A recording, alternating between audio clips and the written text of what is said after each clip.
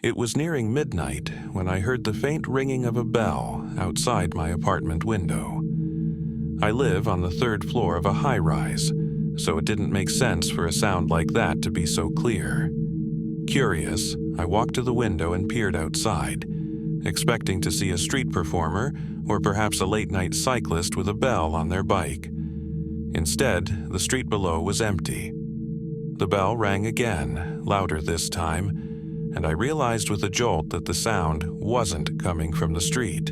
It was coming from inside the building. I opened my door and stepped into the hallway, which was dimly lit and eerily silent.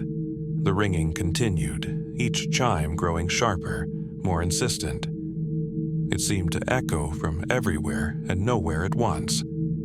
I followed the sound, my heart pounding, until I reached the door to the stairwell.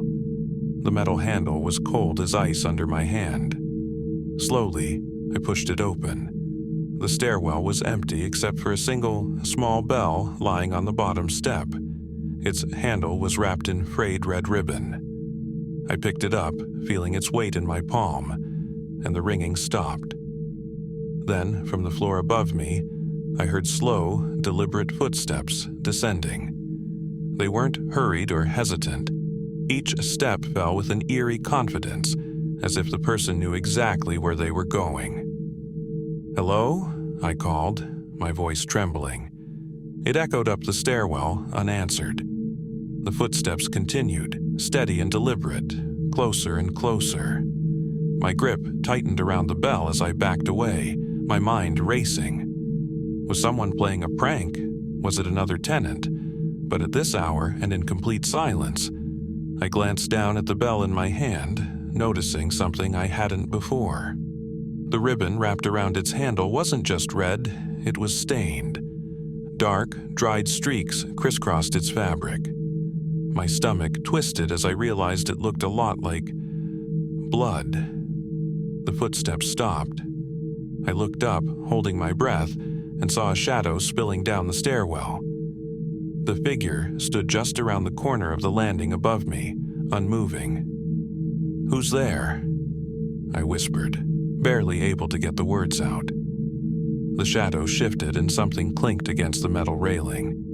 Then, in a voice that was low, gravelly, and all too close, I heard, "You shouldn't have picked it up."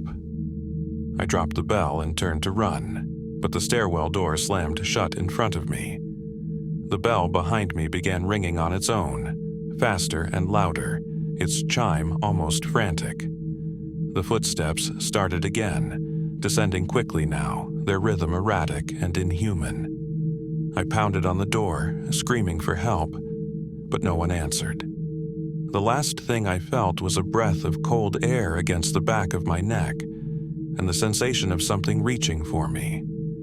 I woke up hours later in my apartment, the bell resting on my chest. The red ribbon was gone, but the stains were still there. Now, every night, I hear the ringing start at exactly midnight. It always gets closer.